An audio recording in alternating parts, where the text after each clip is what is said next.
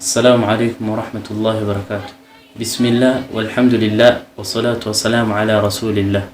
قال رسول الله صلى الله عليه وسلم: إذا مات الإنسان انقطع عنه عمله إلا من ثلاثة: إلا من صدقة جارية أو علم ينتفع به أو ولد صالح يدعو له.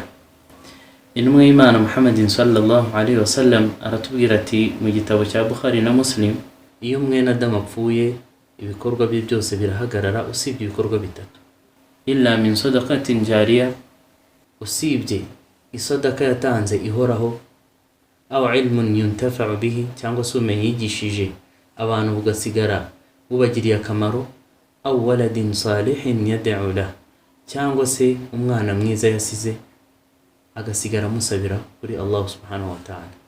Kubw'ibyo rero ndagira inama ababyeyi yuko bashishikara cyangwa se bashyira umuhate mu kwigisha abana babo idini bakiri bato, bityo bakazashobora gukurana idini, bakazashobora kugira umuhate nawe wo kubibuka, bakazashobora kumenya agaciro k'umubyeyi, bagasigara bamusabira mu gihe umubyeyi atakiriho.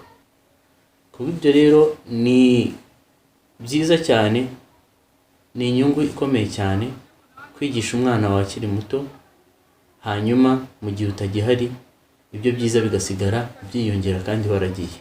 Nkaba mbifuriza ibyiza, musigarane amahoro y'Imana. Wassalamu alaikum wa rahmatullahi wa barakatuh.